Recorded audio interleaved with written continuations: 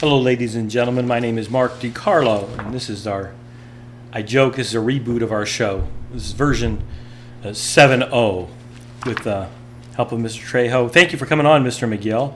And Chad Magill is a city councilman for District 2, is that right? That's right, Mark.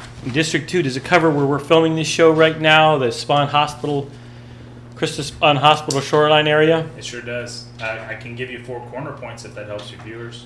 Yeah, tell us. Okay. Spahn Shoreline, over to the Hi-Ho restaurant on the west side, down to the Greenwood, now McDonald Library, over to Airline, which is Spahn, well actually I'm sorry, La Palmera and the malls over there, Sunrise Mall. I'm going to have to take a look at that on a map. Did they gerrymander that area? No, I'm just kidding. You were Yeah. downtown. You had told me before the show. Yeah, District 2 kind of changed in this last session of redistricting, and downtown actually went into more similar lines as the county's Precinct 1, which downtown is in that Precinct 1, so now downtown is in the District 1 of City Council. You happened to mention inadvertently that you had a lot to do with the Art Walk, which is Fridays here in downtown Corpus Christi, and I told you that I had just taken it in for the first time recently. So the Art Walk looks to me like it's a lot of primarily booths and or folk art and people selling things and music, and I didn't notice too much food out there. I guess there was some. Yes. Okay. The genesis behind Art Walk in the past was to highlight local artists and local crafts, craft making, as painted art, music, and really bring people into downtown at least one weekend a month. And so what that does is that enlivens your downtown, as long as you have, and we incorporated later on, some kids activities. So you're helping build memories with kids and their parents downtown as well. And people realize that downtown is a lot safer than they expect. But Art Walk really comes alive that first Friday of every month. And you find different stuff every time. It's different music, like we were talking about as well, and it's really grown throughout the years. And How many years has it been in existence? I want to say it started back in about 2005.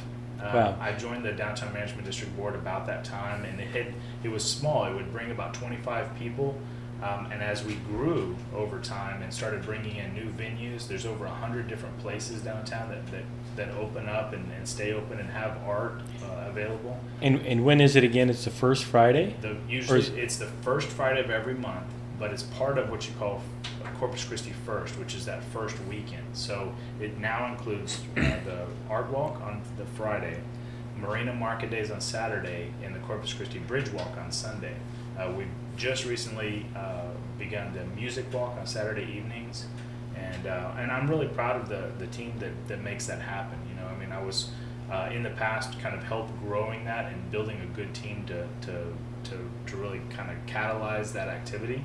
And that activity continues to grow now, and oftentimes you'll see 5,000 to 10,000 people showing up. And it's free. It's right? free. It's free. And you see stuff like that all the time, and if you don't go, you don't appreciate it, of course. And and I'll be very frank. You're in a variety of civic activities, right? Oh yeah. Variety of civic activities, and I'm afraid that maybe my career comes first, or I'm just being lazy. But I'm probably one of those people that complain more than I do contribute. Is, people have different talents and skills, and what you can bring to the table is, what you choose.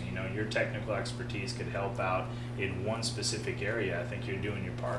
I mean, the show that you have here provides education and community efforts. So I think that's a good way to communicate. All right. So the thing about the Art Walk, are there any costs associated with it? Is somebody paying? Who pays for these costs? The Downtown Management District, of which I'm no longer on the board. I had to resign as chairman to accept the seat for City Council. It's a quasi-governmental organization. So the Downtown Management District, which is partially funded by property owners in that area who pay an assessment above their normal property taxes, as well as the city pays for some administrative costs as well. So the Downtown Management District pays the bulk of it, but there are some sponsors, and then people pay like a $10 fee for having a booth there for registration, just so you know who has a booth, who has their rightful space, and everybody you kind of organize as well. All right. Okay, so we're in a drought now, and then there's water restrictions in the drought. And then I just found out really what the water restrictions are.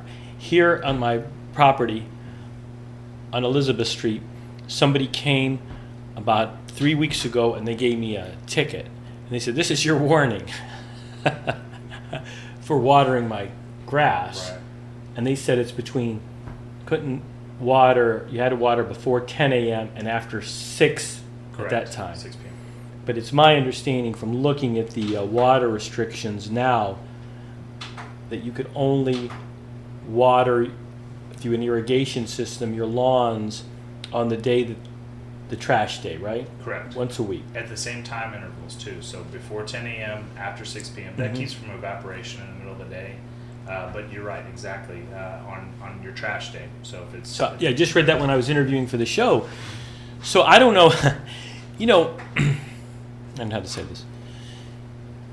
How do you get word of that out to people? Because I was unaware of that until I interviewed you, you agreed to come on the show, and I was looking at some topics.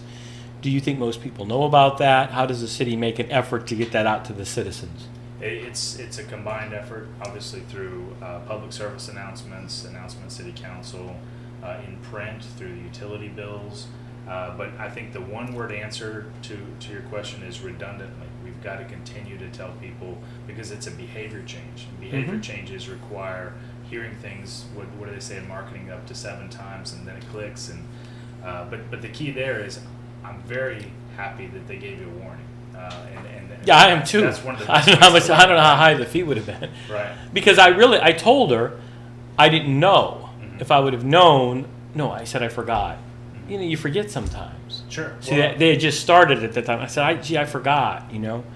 And then I saw something that I was unaware of also about a drought surcharge for citizens. In other words, if they use over a certain amount of water, they're going to be charged extra money. Is that correct? That's when we get to stage 4. Currently, we're in stage 2. And so what that means, and actually the reservoir levels have been rising over the last month and a half to 2 months. Thank God for that. But as you move to different stages, stage 3 is obviously a lot more intense in terms of water conservation and drought contingency. Stage 4 is even more extreme. And that's where we get to the surcharges. And what that does is that impacts people who use a large amount of water or who aren't notably conserving the water. One item that we discussed at council specifically on that item was the surcharge would happen on everybody across the board and escalate up as more water you use. But the reality was, and I'm glad that we went this direction, and the lower end of usage, those folks shouldn't be surcharged. So if you're doing everything possible to conserve water and you're using less than I believe it's 6,000. I'm not sure. I'll get that number to you, but gallons a month. Then there's no surcharge because that's the direction we want people to head. We want people to conserve water. We want people to have landscape that's xeriscaping, that's not as water thirsty. And honestly, stage 4 is pretty extreme. So we're in stage 2 now. We're headed the right direction. As long as it keeps raining in our watershed, things are good. How long have you been with the city council? Since November 2012. You know, I'm going to ask you a question I haven't 7, really 8 discussed months. with anybody. I'm just curious. Sure. You know, I used to find the water in Corpus Christi undrinkable. But did they change something at the plant that the water has gotten better, or is that my imagination? I think it's gotten better since the boil notice back in 2008, 2009, that area. I don't know the specifics of it, but I grew up in Houston, so The water was- ever since I moved here, the water's been better than Houston. When I moved to Houston in 1980, I didn't drink the water. Yeah, people, As soon folks in as Houston don't drink the municipal water. I didn't drink it. I thought it was pretty bad.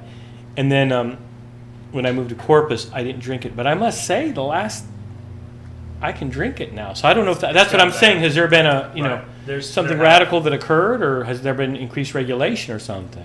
Both. I think our water department's been pretty proactive. In fact, actually, in a lot of cases where we're applying, say, with backwater or backflow testing, with irrigation, we're talking about wastewater treatment, a lot of different ways. We've actually gone above and beyond what TCEQ or EPA is asking. Well, that's good because a lot of us, myself included, have a lot of complaints about the city, such as the street user fee, which angered a lot of us, especially small businessmen, a great deal. I have no idea, for example, how much money I'm going to be charged for this property that I practice law out of, which I understand it's the residence is going to be $5 a month for the street user fee, right?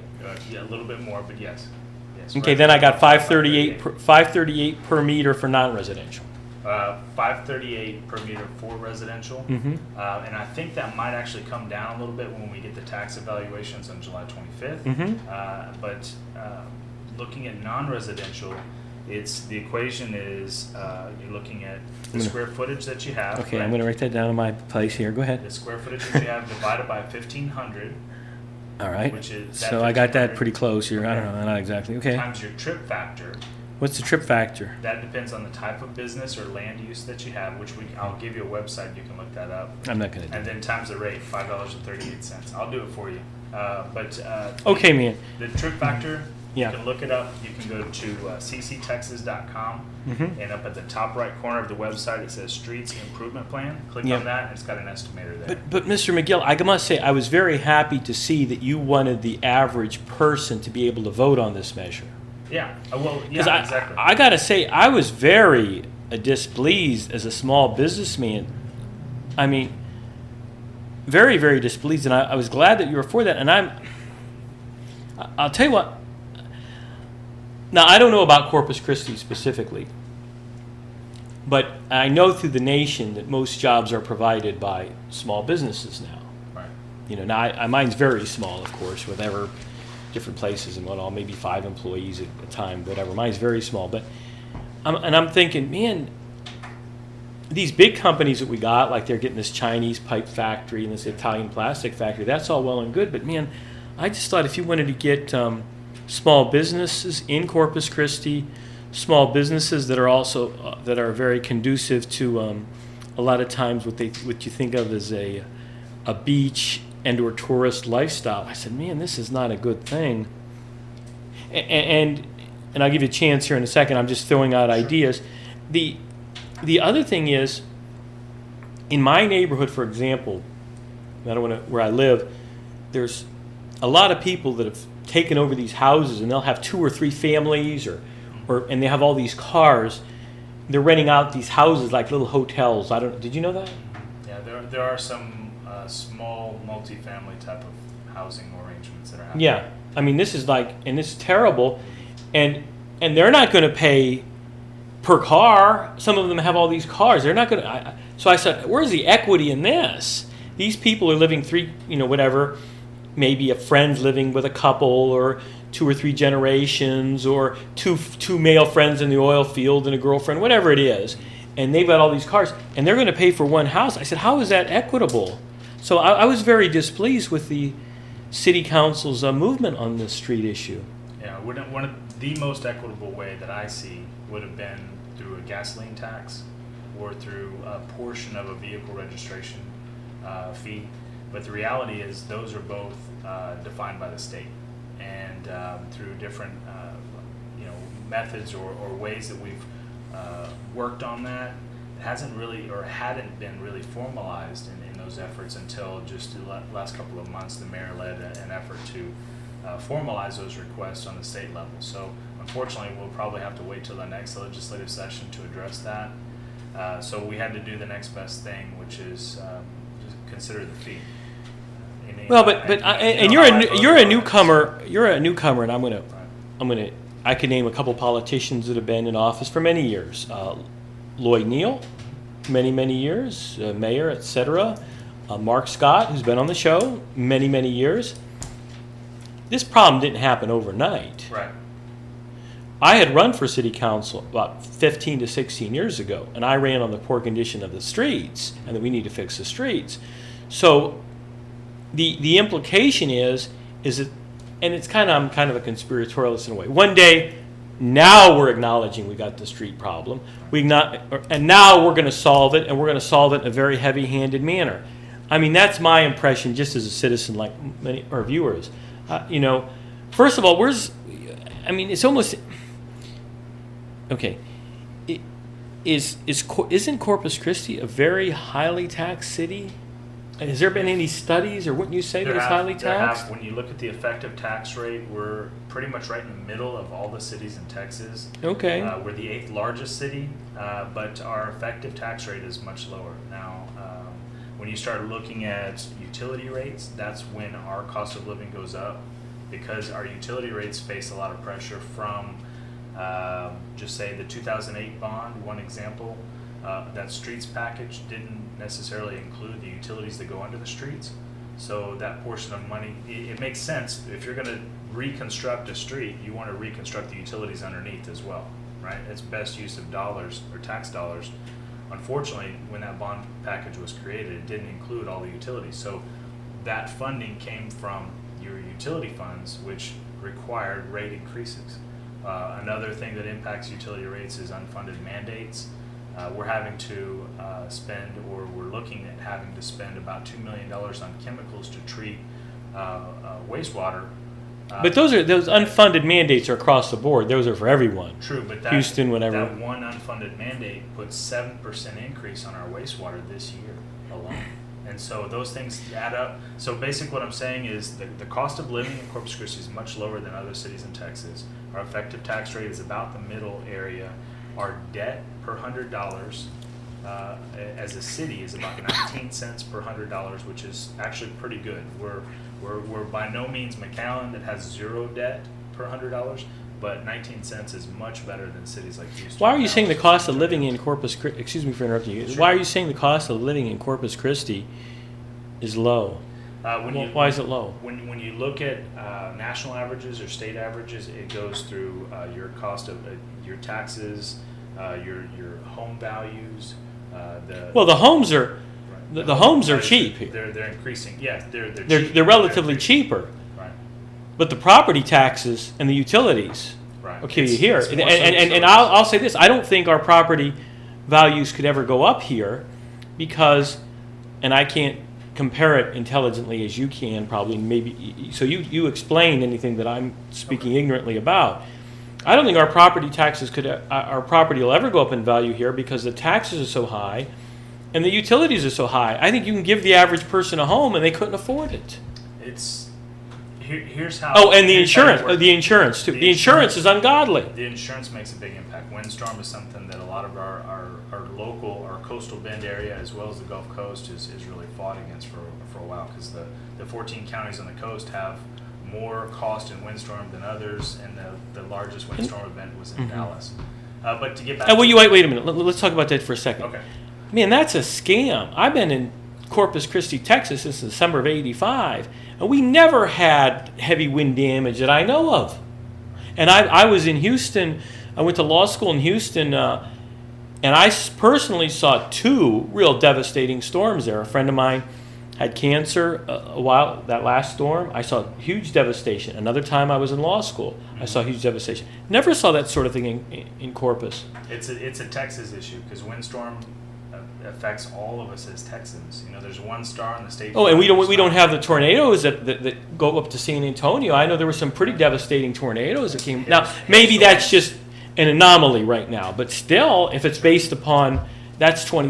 It's considered windstorm. Yeah, hail damage as well. So, are we getting adequate protection from our state representatives, Todd Hunters, and that regarding that issue? Because that would seem to be that is what's occurring. I don't know. I would say our legislators have done the most, if not led the way, to really help the coastal communities, from all the way from the entire Texas Gulf Coast. Most of that initiative has been led by the Chamber of Commerce here, as well as our legislators. Todd Hunter and Abel Arado have been involved with this for a number of years. I hope you could remember your thought before I interrupted you. I'm sorry about Sure, that. no, not a problem. The cost of living here. Yes, sir. And how you work through that is you raise the median income average, and you look at, just 5-6 years ago, our median income has risen $7,000, and that's an average. That's because of largely the oil field, though. Sure, but think about that. As people are earning more, they're able to redevelop. They're able to buy properties that may need some work, or they have the. I live in a home that was built in 1946. I love homes with character. I love, like this. Good luck, here. man. Yeah, I know. But the thing is, I've had this if place, you're barely earning what the median income is, you're not going to have that disposable income to upgrade or to redevelop things. Well, hell, I mean, I see, and this isn't only here in Texas. I believe this was where I'm originally from in Ohio. People have a tendency, talking my concerns, they have a tendency to buy more home than they could afford. And then this was when I was a kid in Ohio, my family looking at homes. They buy more homes than they could afford, then they can't afford to keep it up. Or Right. it's almost ludicrous. Or they'll have, The rule of thumb, and I don't own a boat, but if you own a boat, 1/5 of the value of the boat is what you spend on annually to keep it up and maintain. So I'm sure there's a rule just like that with homes. I mean, a home is let me see, 1/5. about 20%. I think in a home, I think they used to say theoretically you had to rebuild the home every 20 years, so that would be, what, 5% or something? Yeah, about 5%. Yeah, I'm guessing. If you're consistent with it, and If you getting keep it up, back to the it's kind of big- like the city angle. yeah, exactly. With We're, streets we're- as well. with deferred maintenance, That's which exactly we have a problem here. But you know what? Having had this place all these years, I'm not certain it's not altogether a, would you say, a cultural problem? I think Tried to get anybody to do maintenance and repair and upkeep. I don't know, even in an anecdotal, whatever, at a specific level of my properties and all, you have a hard time getting people, don't you? There's several contributing factors to that. One is economic. If they don't have the extra disposable income to maintain things, then that will start deferred maintenance. Agreed. quickly. Yes, sir. The second thing is, I noticed there was a neighborhood when I was growing up as a kid. There was a neighborhood in Houston that came back, and it was called the Heights. It was an I know older the Heights. neighborhood. Yeah, I know the Heights. As you walked around and started getting to know people in the neighborhood, Mm-hmm. my dad lived in that area for a little while. It became trendy or cool to work I on know. your house. And if you were visiting neighbors or walking around, if you weren't working on your house, if you weren't sanding the floors or working on the roof or replacing windows or all those things, you weren't considered part of the neighborhood. And it's almost like Malcolm Gladwell's tipping point. You reach a point of change, and that change comes from a number of people that start that conversation. So I think you're starting to see that in some neighborhoods, like the Lindale neighborhood. There's a lot of activity. A lot of people really are starting to talk about addressing their own streets, whether it's through a municipal management district creation or self-assessment. But people are starting to have that conversation. It's very similar to the beginning of how the Heights changed forever in Houston. When you go back now, the craftsman style homes are Now it's rebuilt and almost fixed ridiculous, up. so you can't afford to Now live there they're now. overpriced, but And they tear the houses down, don't they, and rebuild new? That's going on in the happened Heights? a lot in West University and Okay. there. Yeah, but in the Heights, a lot of those homes really they brought them back to life, and it's encouraging to see. So I think that's possible here. Part of that's to me, it's all driven off of jobs and jobs created above the median income average. As people earn more and have those job opportunities, they're going to have that ability to address the main contributing factor to deferred maintenance is just simply not having the income to be able to spend on it. I wonder, I think there's a more complex issue regarding some sort of psychological poverty, some sort of a, I don't know, what is it, depression? I'm not gonna work on my property, I'm gonna sit here and watch television. I don't care about my neighbors. I had a friend of mine that had a property in Del Mar, a little bit older than me, and he really let that property really go down. And it came up in context as something important. I said, look, you don't think you've got like a social or moral obligation towards your neighbors? Right. I mean, how can you you know what I'm saying? And then a lot of times too, in line with what I'm saying is, a lot of times there's just junk on the property. There's no cost in getting rid of it. It's a, and I think in Corpus Christi, that's why we've lost a lot of people to Austin, for example, and we haven't. A friend of mine went to college in Austin. He says he remembers when Austin was smaller than Corpus. And I remember when I first moved here, I believe Corpus Christi and Austin were about the same size. Now Austin has taken off. So I guess I'm saying, I don't know, and I think your art walk is a good thing. There's some sort of a malaise here. I don't know. It's a sense of complacency and where people accept less than they deserve. One example would be when you walk into a restaurant, and compare this, say, 10 years ago, or even a couple of years ago. You walk into a restaurant, and the server's there. You can tell the difference between someone who loves their job and someone who doesn't. You can tell if that person cares about your experience or not. You go to somewhere like Houston or Austin, where it's a very competitive environment, the level of service is impeccable. It's quick, it's direct, people understand what you want before you want it. And you come down here, a lot of times it's a little bit more, Well, people yes, sir. People accept a level of service or confidence in themselves than they deserve. I think the people here should be proud to live in Corpus Christi and should have that moral responsibility to say, you know what, I'm proud of where I live. I'm proud of the city, and I'm proud of where we're headed. When I came to Corpus Christi and in December of '85, and they called it the sparkling city by the sea, I think there was a certain amount of truth in it. But since then, it has gone downhill. And of course, a lot of it is an urban problem. It's within the city, right? Sure. And I will tell you this, and this is speaking, I've never heard it, I'm sure the sociologists talk about it, but in pretty much every city I see, and I'm from a city up north in Ohio, and that city too is devastated. And then the people move out of the city, and they move into small towns outside of the city and the suburbs outside of the city. And there's this sucking sound, black sucking sound from the, whatever you want to call it, from the city, this black hole of bad schools.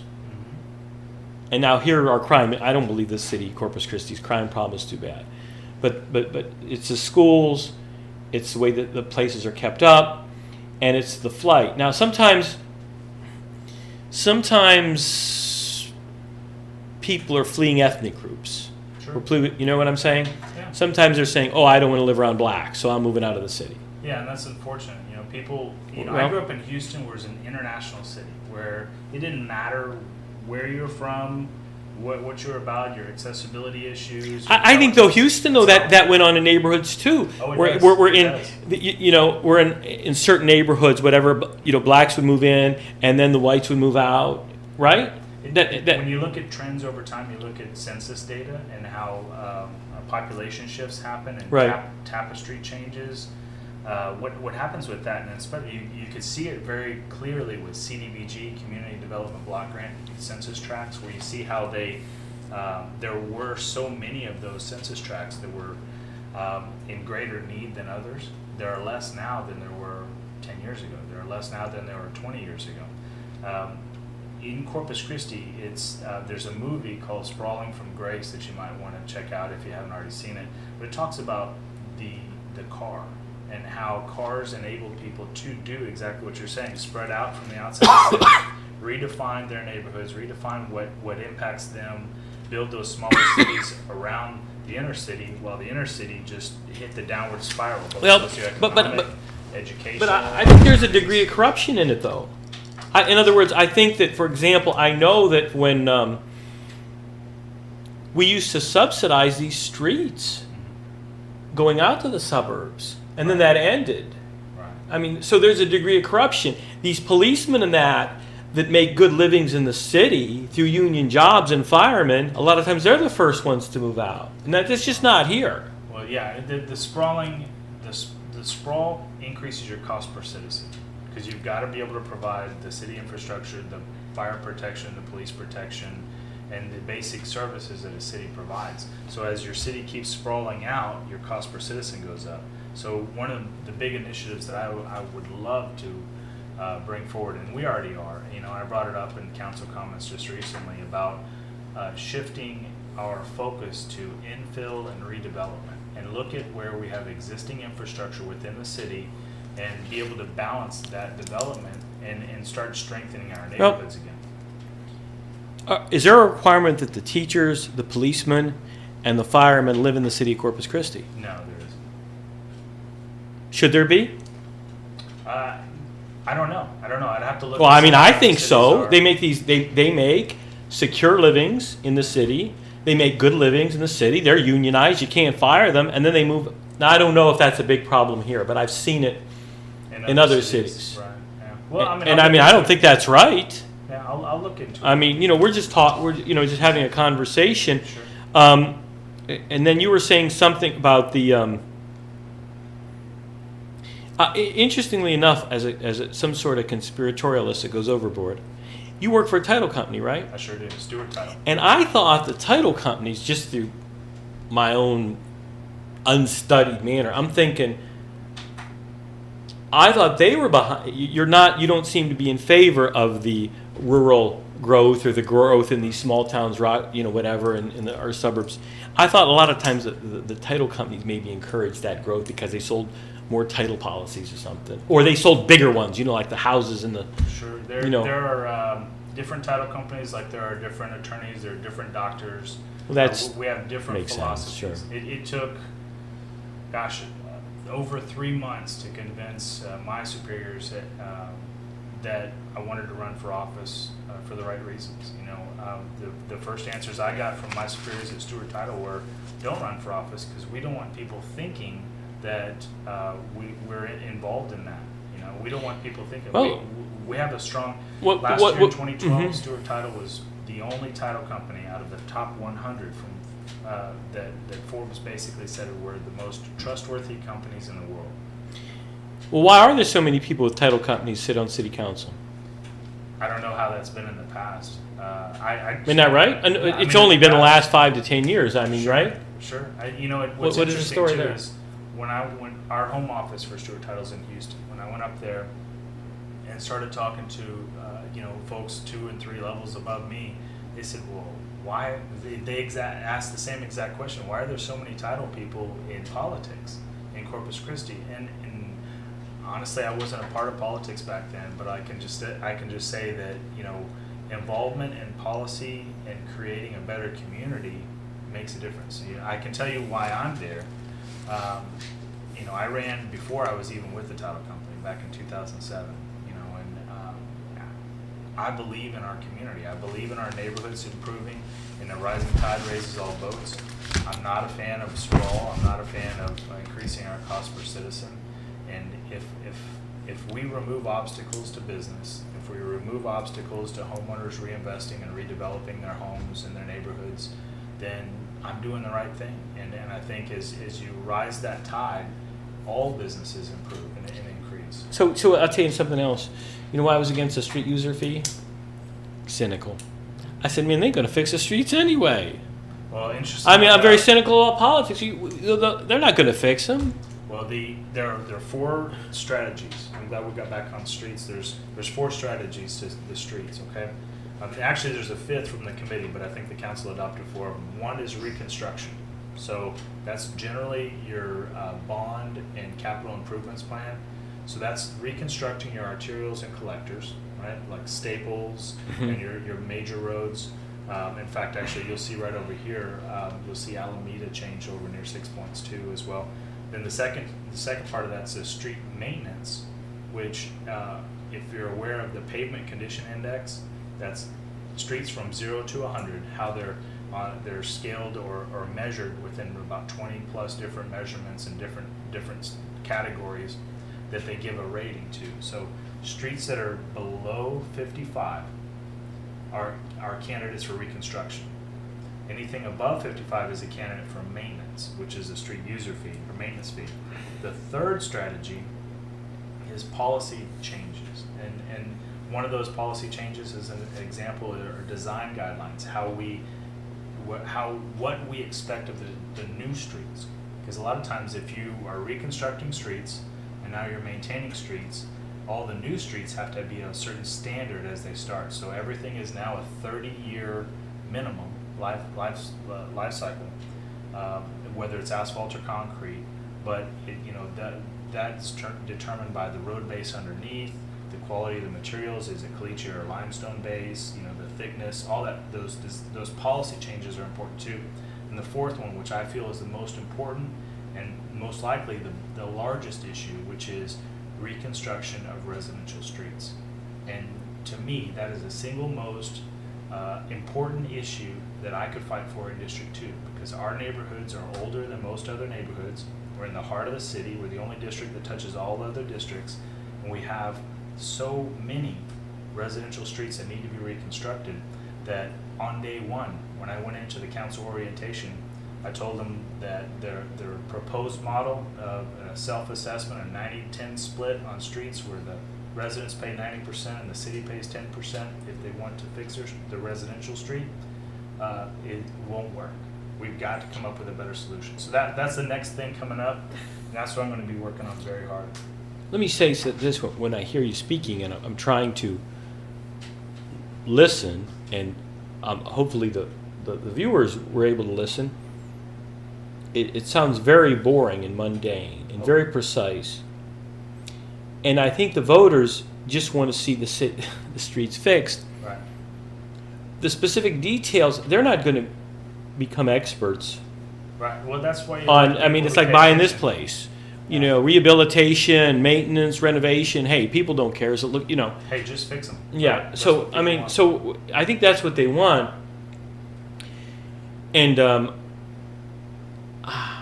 this is something not nice to say, but sometimes I think, well, gee, it's just typical attitude. Build houses, they crumble because there's no regulation regarding the foundations. Brand new houses in the lakes or something. Just kind of using the word half-ass deal. Just see streets, just throw out pavement. It's just kind of a goofy, you know what I mean, half-ass deal. And in other words, I guess what I'm saying is the quality control, Right. the oversight, the preciseness, isn't there. Whether it's the enforcement of the zoning ordinances, where you have a neighbor, whatever, could be an ethnic neighborhood, Mexican American neighborhood. Your neighbor's allowed to trash the place out, or in a business downtown. You have an empty building downtown. It's full of broken windows. It seems like there is a lackadaisical, slovenly attitude or unconscious attitude in the city of Corpus. Is there any truth in that, or am I those are just thoughts. I can't, obviously you can't state this stuff as objectively verifiable fact. That's just my thoughts. Sure, I think that's what we're waking up from. I honestly feel that Ron Olson, as our city manager, is the common denominator in everything that he does is accountability. And who was our last city manager? Angel Escobar. Okay. So that okay, and he was there briefly. Yes, and he was our head of engineering before Right. that, and Skip Noe was our city manager before. Okay. And I have to say this. I mean, I don't have much. Let me excuse me for interrupting. Sure. I don't have much faith in these city managers. To me, they're like insiders or something.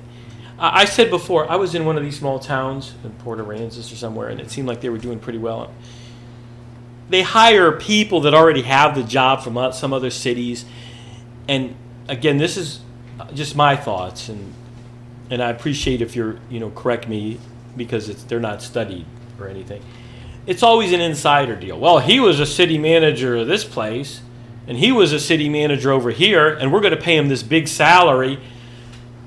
I mean, what I thought is hire somebody new, hire him out of grad school. Why is everything, the city superintendent of the school is the same thing.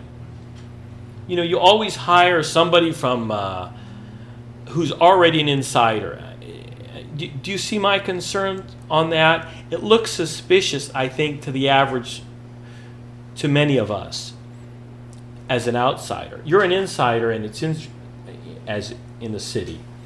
And it's interesting hearing that perspective. So I guess those are my concerns. It seems like our president, city manager is Ron Olson. Okay. Where did we hire him from? He actually he's had experience in Iowa, Utah, Right. and he's a former city manager, former county administrator Were you part and parcel with hiring him? No, I wasn't. That was Oh, previous that was a council. previous council, okay. Okay, but do you understand what I'm basically insinuating? Sure. Is that sometimes I'm wondering if we wouldn't be hiring someone a lot cheaper right out of grad school, but, and I've seen those, and they make a big deal about, about when they look for someone. Right.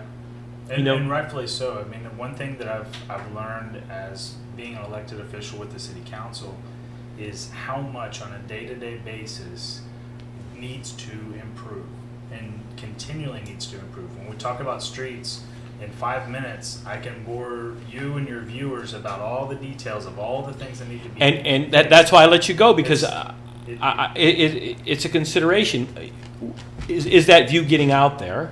Yeah. That you're really looking at these issues and they're more complex than what someone like me knows about, you know? Yeah, and Apparently they are. part of that perception becomes reality over time, and at the same time, you've got to undo that perception that the city doesn't frankly care. I think the city is starting to wake up again, and I'm talking about the city as an organization.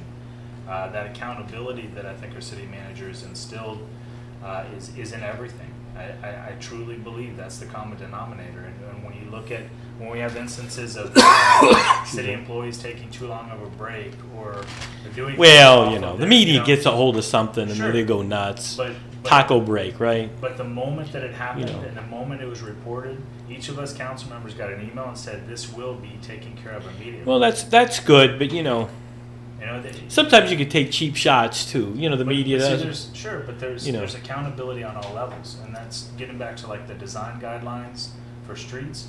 You know, utility cuts is another item that we need to talk about with streets. You know, a lot of times our inspectors aren't given the opportunity or there at the time to be able to check and make sure it's compacted properly underneath the street. So if you've driven down the street and you see almost the opposite of a speed bump, Yeah.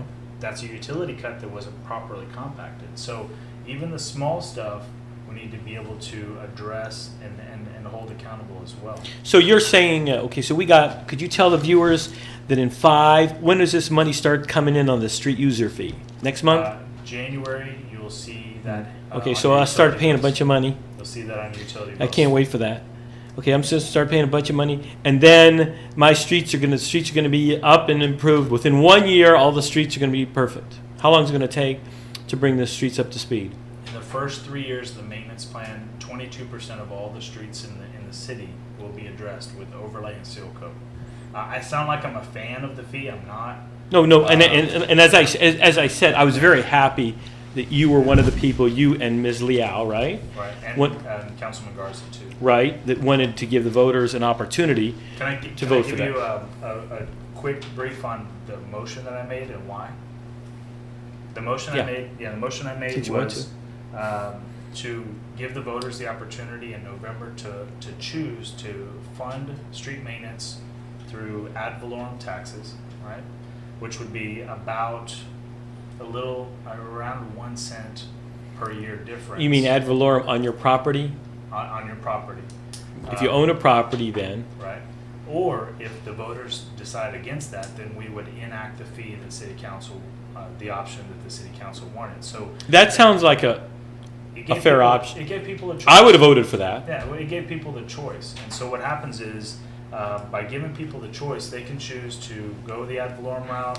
And if that failed, then we enact the fee that's going to be, enacted anyways. And by giving people that choice, it allows people to create buy-in and understand that either way it was going to be funded, and either way we're going to maintain those streets. But see, you can't speak for the prior city councils and all this, how this has been allowed to go on so long, why nothing was done before. All of a sudden, there's a media frenzy to fix the problem, and there's an acknowledgement of the problem. I think that's why the average voter sometimes gets cynical. So what do you think? And you think they should ban plastic bags in the city of Corpus Christi? I think plastic bags, That's the big thing. ordinance- the I mean, I ordinance- don't right. quite get it. Yeah. That's my viewpoint. I wanted to tell you that. Sure. The ordinance that came to us actually wasn't a ban. It was more of a fee to help people change their behavior. And it was more towards people deciding whether or not they want to bring their recyclable bags or purchase, either it's 5 cents or 10 cents or whatever came to us through ordinance, per plastic bag, and that's a single-use plastic bag that has an average lifespan of about 6 minutes. So what's your stand on it's it? it's a change in behavior. So tell me. One right now, I think we're waiting for the legislation to kind of pan out in Austin. I think that's why it was tabled. The mayor pulled it from the agenda that day. I think the most important thing we can do is to make sure that if there is an ordinance, or if there's, I don't think there's consideration for a ban, but there have been other council members that talk about if we're going to do it, just ban them all. That those funds go properly to litter, to pick up litter, education, as well as I would like to fund another street sweeper or two. You know, there's not a whole lot of funding that comes from that, but let's address the streets in a manner. I think they litter. they quit with the street sweepers under Mayor Mary Rhodes. I believe that they stopped. Then do they have street sweepers back in action? I think I saw one for the first time in years. I know. I was excited when I saw one too, just a few months back. Well, let me get to that point too. One of the points that I brought up at council when that item was tabled, we were given the opportunity to be able to give our position or talk about it. Do you realize we have over 100 tons of plastic bags baled and ready to go at a storage facility? There's not currently any solution for those. I contacted a couple of These are plastic recyclers bags that we that picked up people from recycle, trash. that Oh, people recycle. so they're telling them to recycle them. We got nowhere to put them. Right, or we have nothing to do with them yet. And so what's interesting is I called a couple of plastic recycling companies. Yeah, And they were that's excited the fact yes. that we had all those. And so there are solutions for that. I talked to a company called Trex that does composite lumber. It sounds as if somebody at the city dropped the ball, that they're sitting there for that period of time, and that you had the consciousness of thought to say, well, let's solve the problem. And it doesn't sound like it was that complicated. Right. 30,000 plastic bags gets you a donated park bench. There's a lot of plastic bags. There's, 500 square feet of Trex lumber makes a deck, right? That's what, 1.5 million plastic bags. We've got tens of millions of plastic bags sitting. So Mark DiCarlo's cutting the grass last weekend at his property on Elizabeth Street, and he's cutting the grass, and he doesn't see any plastic bags, but he sees a ton of cigarette butts. Mm-hmm. That's what I'm thinking. I don't see. Do you see a bunch of plastic bags? I don't see them. I don't see as Not that many many. as there were. I see. Because I think that behavior is changing, but I do see them out there, and you see them, especially after we're not having a whole lot of rain events. There's not a whole lot of rain. Sure. As they flush through the stormwater, they go straight into the bay, and I think that's really ultimately our biggest impact, and we see them flying. It's unsightly. You see them. It is. Flying on the highways. And I must say, when I saw a city who's had a great deal of success because they have been progressive, like Austin banning them, it made me think that perhaps I was incorrect. And it's like Southern California, who had a great deal. I mean, no matter what, California hasn't been doing that well the last 5 years, perhaps, but it would seem that their emphasis on things like ecology, et cetera, or emissions did have a positive impact on the growth. Well, like earlier in your comments, it's almost a social responsibility. Lower the footprint that you have on life. Minimize. Recycle. We've got over 70% of people in the city that recycle. When you start talking about. Well, I think everybody does now, don't they? Because I mean, you got that big bin, you just dump the paper. Well, it's pretty easy now. We made it easy, right? I mean, before they gave you that bin. That was not a very good program. It wasn't easy to use. You're right. I mean, that wasn't a very viable. When I go shopping for groceries for 2+ years, I've used recycled bags. On occasion, I think the biggest thing is remembering when you walk in. But you know what else, though? There have been studies that indicate that there's a lot more contaminants in that when you use one of these, and you get more diseases in that. Have you heard about that? I admit, when you There's go been to studies the on meat that. sections, I admit I do put the meat into a plastic bag there, and then it goes into recycle. And I have on all my recycle bags, they're all the same color except for one that's blue. I don't know why, but that's what the one I put my meat in. I mean, but I still don't get the whole deal, really. I mean, why don't they charge 1 cent per plastic bag? So if you use 10 plastic bags, they charge you 10 cents as a tax, and then just pay it to the city. I don't know. Is that viable, or is that crazy? Well, I think it's less about the money and more about the behavior change. But then they could use they could use the money maybe to clean up the pollution. So you're basically in favor of some of the restrictions on the plastic bags that have been discussed, right? I think as a community, we need to address the issue, and, I've said publicly, I'm ready to vote on it. Okay. So, and then our library is going to lose accreditation, or the accreditation's been challenged because why? It was challenged, but I believe when Ron Olson's city manager comments a few weeks back, he did say that we received accreditation properly. And so then It took a lot of effort. So do you have, as a city council person, do you have anything to do or discuss with the Harbor Bridge replacement? Yes. In fact, I met with the TxDOT engineers several weeks back, and they gave me a good presentation on their findings and where they're at now. The environmental impact study will come back to us in 2015. And what that means is how it affects not only buildings and neighborhoods, but also entryways and how it'll change 37 into downtown. There was an article in the paper, which I have a hard time accessing now because they don't offer it free online anymore. So I'm trying. $10 a month. Yeah. Do you? Yes, I do. Well, you know what I do now? I just go to the local channels to get the local news. Okay. Because they have free websites. Sure. So they had a business person who was disappointed about where the Harbor Bridge was going to come in because his business might be destroyed. So it looks like they're trying to relocate the Harbor Bridge entirely. Well, the width of on the slope upwards on Crosstown, from what I understand, they're able to save the Galvan building, which I think is important. And what it shows to me, and what I think it shows to the community, is that the engineers are looking at the least amount of impact to the area, and realizing there are other solutions if you kind of just apply yourself and look at what else is out there, rather than just the broad scope paintbrush and say this is where it needs to be without regard to the community.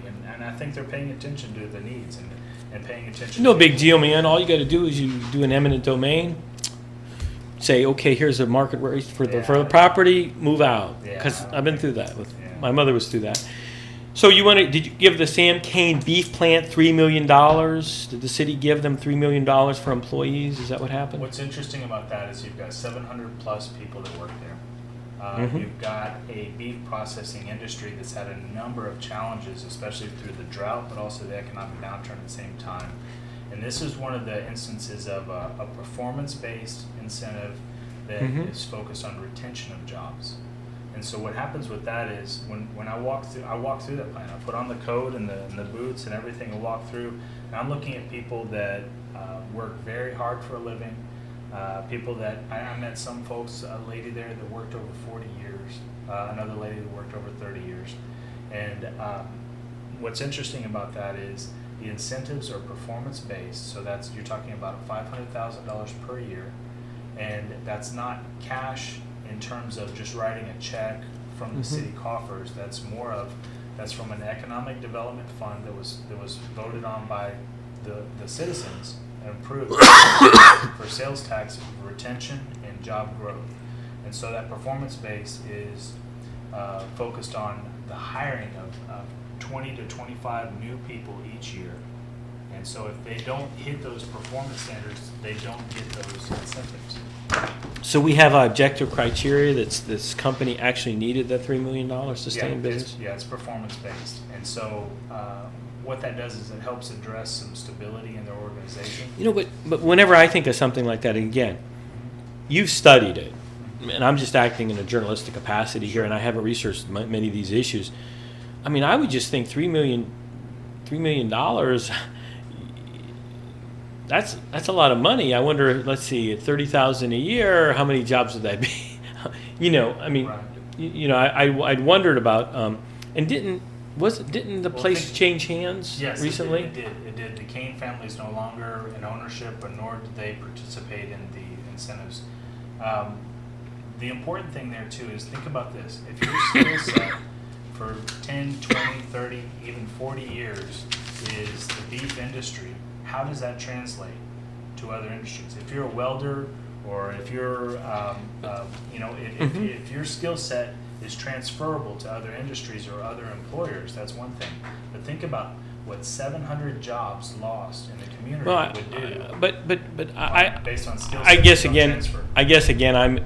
I see the small business people, the restaurateurs. A friend of mine owns a business on Leopard Street, and I just always think, well, where's the incentive for the small businessman? It seems to me that, as for example, the street user fee that we didn't discuss, it's my understanding that it's capped per square footage. So arguably, one could argue that the smaller businessman is discommensurately being taxed because the larger businessman over a certain square footage isn't paying the fee, right? Absolutely right. That was my point for several months at council, and Okay. you're right on the money with it. And what is that square feet cut off? Do you remember? It's actually at percentiles. So what it does is it addresses a certain percentage of our non-residential units, which is right at, I want to say, about 108,000 square feet. And then when I'm looking through your minutes and all, et cetera, I see something about leaf blowers. So the problem is, I guess, is like what I see every day. People are blowing their leaves into the street, right? And what that does is that runs into our stormwater, Yeah, which goes into the bay, and when people fertilize their lawns, that fertilizer impacts the bay negatively. And I've seen that. I mean, just anecdotally, I see these people blowing, and I think of that as another kind of lethargic, lazy way. Instead of blowing it at least back onto your lawn Or just or picking picking it up. them up, Yeah. which when I do the lawn here, and that's what I do. Right. You know, I just don't blow Right. down the street. It's reducing your impact on the environment. And so that's an issue. So what are you going to do? Give tickets to people to blow the leaves into the street? There are ordinances against it. Okay. And then you were on the crime control and prevention district too, right? No, I wasn't. But You I weren't? have a Why do I have representative that? there. Oh, okay. All right. And but you were on the Corpus Christi Downtown Management District. You said that at the Right, beginning of the right. show, right? Downtown has a lot of empty buildings, right? It does. It has less than it used to, Mhm. but there's some exciting developments, and I hope to, in the next couple of months, give you more information. But Mhm. the Lichtenstein building is moving forward. I've heard about that ever since I've been here, and it's been empty ever since I've been here, the Lichtenstein building. And I don't know it. Are there taxes owed on the building? No. Who owns the city? Who owns the building? It's a developer out of Austin named Realtex, Mhm. and they have, Mhm. about 4,000 different units that they've developed. Mhm. And How long have they had it? A little over a year and a half. How much did they buy it for? Do you know? I don't know what they bought it for. I mean, But should- do should- know should- that should- they have all their permits, and they have their demolition permit ready to go. We're reaching the end of our show, but you think, so I wanted to thank you again. I should have reintroduced you, Mr. Magill, the City Council District 2. I thank you very much for coming on, and I apologize again for the last time that you came and we were unable to do the show. So do you think that if I own a building in the city of Corpus Christi, especially a commercial one, you think I should be able to leave it empty for a couple of years? You think there shouldn't be some sort of control or regulation about that? I think one of the things that needs to happen as a community is we all need to take personal responsibility in our Okay. own community. Okay. So I don't think you should. The hold on Republicans to have it. been saying that for a year, but what about corporate responsibility? Just joking. I think Just corporate joking. responsibility people need to take upon themselves to make a better community. And it starts with that one person. Thank you for coming on, right. Mr. Chad Magill, City Council District 2. Thank you. Good All right. night. Appreciate you.